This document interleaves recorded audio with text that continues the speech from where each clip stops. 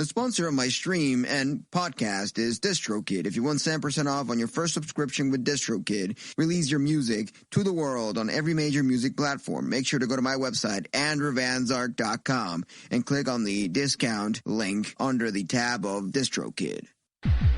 Attention Sarkarians, embark on a cosmic journey at www.andrewvanzark.com, saving by clicking on our affiliate tab. Discounts await. Your click not only unlocks deals, but supports the beats and discussions of these stellar radio stations. At Galactic ChatWave Radio. Join the Sith and let the unlimited power of the discounts await you in the shopping. And for you musicians to get a discount on DistroKid, www.andrewvanzark.com, your portal to savings. May the discounts be with you. The information on this podcast is my opinion and some internet research.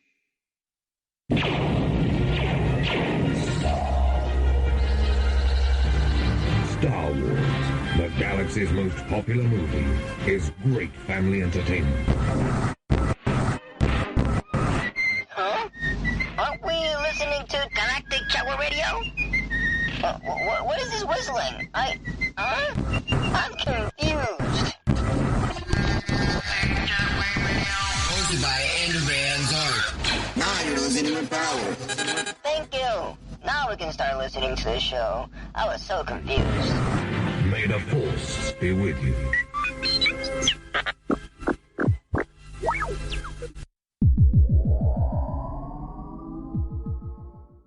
Alrighty. Hello, welcome to Galactic ChatWave Radio. My name is Zark, and this year's safe space is with Star Wars, Star Trek, and other geeky topics.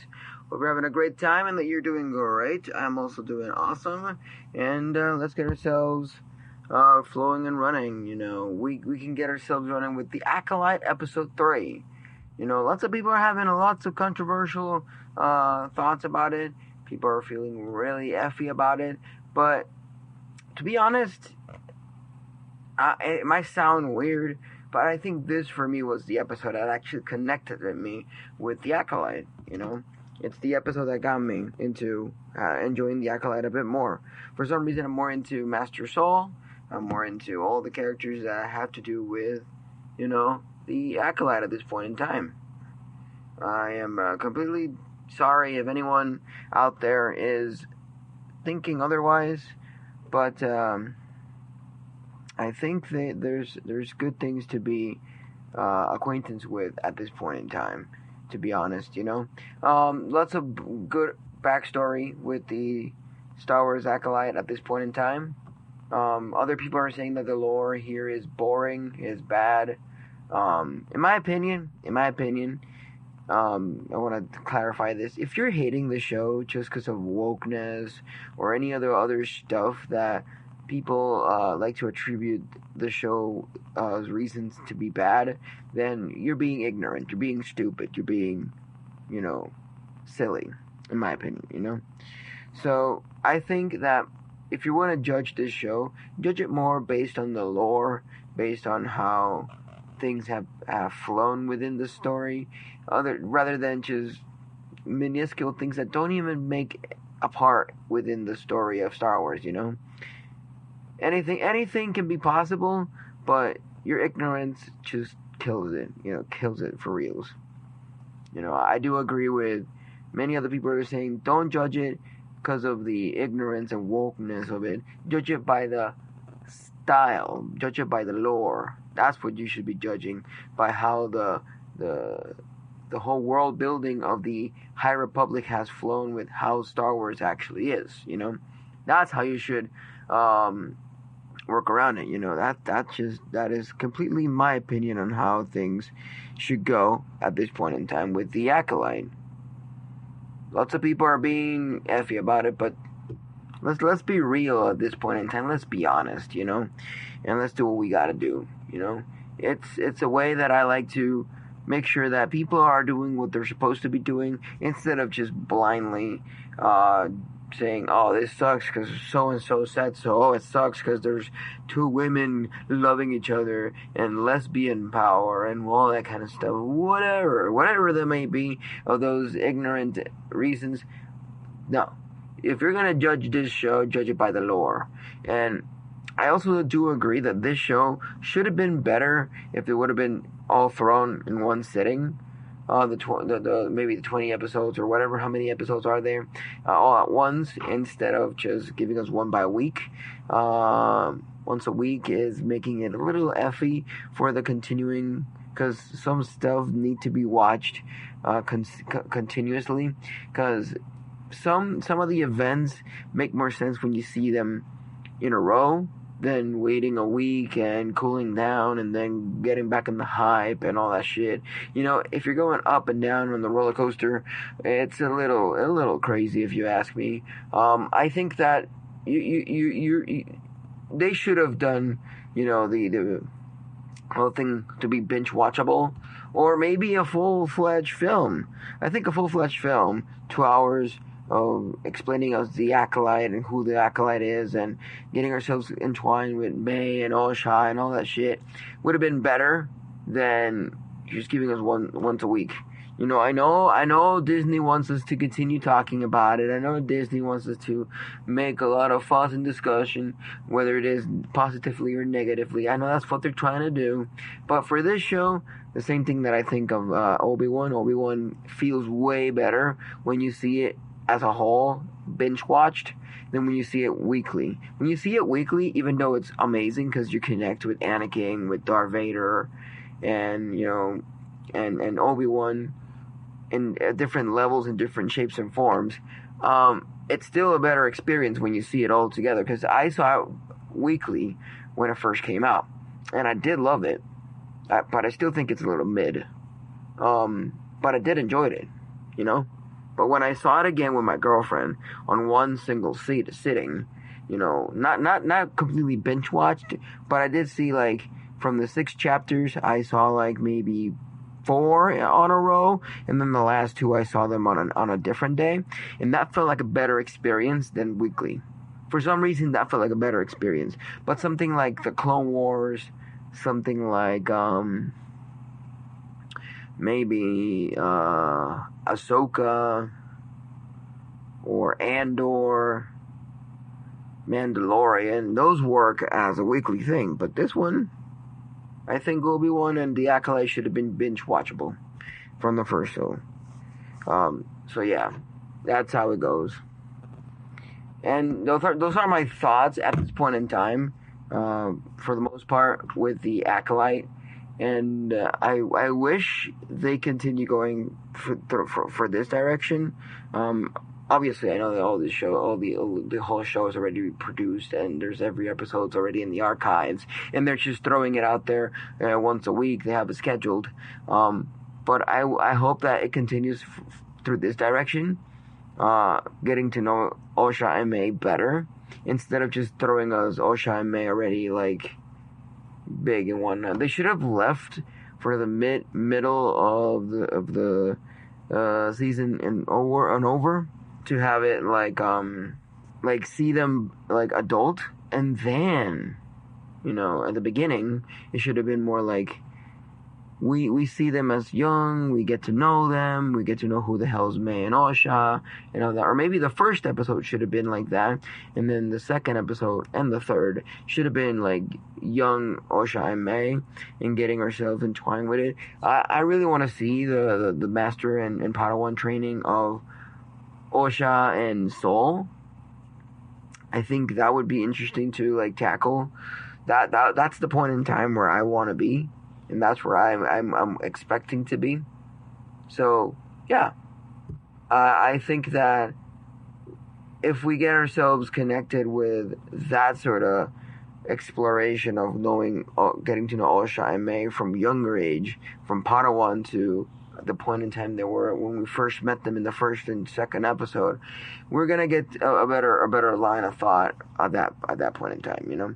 So there's a lot of stuff that we can talk about at this point in time with the Acolyte. I actually on X wrote an article based on my first impressions and a little bit of information from the Acolyte, and I want to read it out. I'll read it out at this point in time. So episode 3 was called Destiny. And in Destiny, there were a few things that were interesting that happened, So the Acolyte Destiny explores Osha and May's force-bound past, but leaves questions unanswered, So let's get this running. So the latest episode of Disney Plus' high-anticipated series, The Acolyte, titled Destiny, takes viewers on a captivating journey into the past of twins Osha and May, revealed to be strong with the Force, or perhaps something aching to it called the Threat, by their community, The episode dwells into their lives within a society of force-wielding witches, the arrival of Jedi Master Soul seeking potential recruits, disrupting their world. While the girls initially hide their abilities, Master Soul convinces Osha to embrace the Jedi way. This decision creates a rift between the sisters, with May's anger potentially leading to a devastating event involving fire and the destruction of their village. Which I did not understand why May would get so mad out of this whole situation. She was, I think, compared to the adults and the other witches, I think May was the one that was more devastated and frustrated and not understanding why Osha was getting herself into the Jedi. Why was she so interested about the Jedi? And I still wish to know, when did Osha actually got into all this whole thing of, I want to be a Jedi, because all of a sudden she's interested in Jedis, but when did she actually saw a Jedi? When did she actually connect with a Jedi? We see that she was sketching Jedi logos and stuff like the emblemas and all that.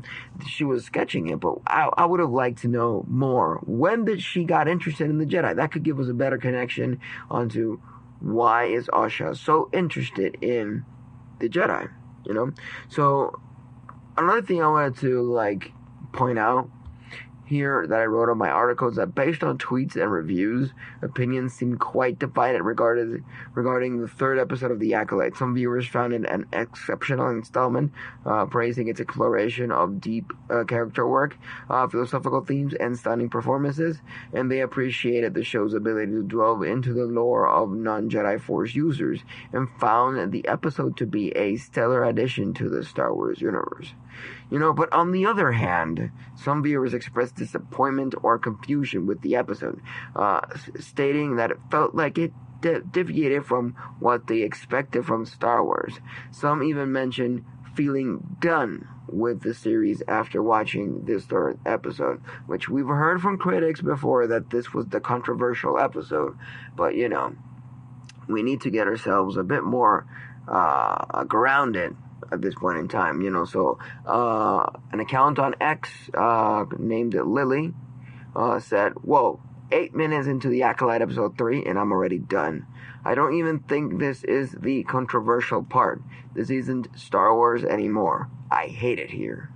And then she puts a face of someone smoking and really frustrated, So overall, it seems that the third episode of The Acolyte has sparked a range of reactions, with some viewers loving it and others feeling less enthusiastic, So Destiny leaves viewers with a sense of unease. Osha escapes with Master Saul, but the fate of May and the witches are shrouded in mystery. The episode focuses on the twins' bond and the consequences of their choices, fuels speculations about the path the Acolyte will take in future episodes, And that's something that makes this show a bit more interesting, the point in time that we had to choose our destiny, whether we stay with the witches and, I don't know, be evil, I guess, or be connected with what the witches do, I don't know, or be with Master Soul and become a Jedi, There's lots of people like Osha and Master Soul that were sensitive to the Force, and they were willing to become a Jedi.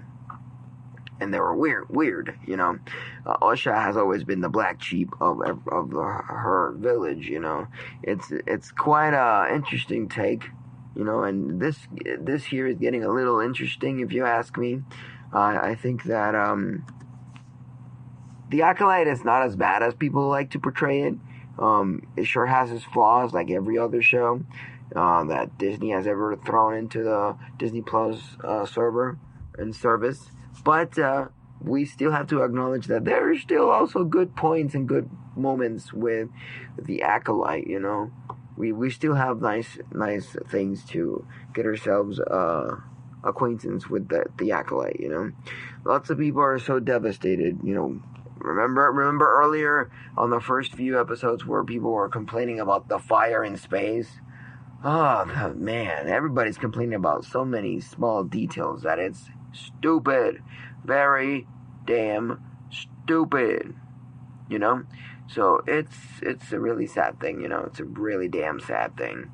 So I think that, for the most part, it was a thing that either you like it or you don't. But then again, I can't stress this anymore. If you're gonna hate on the show, hate it for the right reasons. And what do I mean by hating it for the right reasons? Hate it for the lore, for the characters, for the cinematography, for the score. That kind of stuff, you know? That's the stuff you should be complaining about. None of it, there's woke messages, or there's lesbians, or what. I don't care. You know, like I said on a tweet on X, I actually was hyped for the Acolyte. Then my hype kind of went down with all the toxicity. Then episode 1 and 2 came in. I wasn't connecting well with the characters. And then episode 3 came in, and I'm instantly into the show. I want to get back to it. I want to keep watching.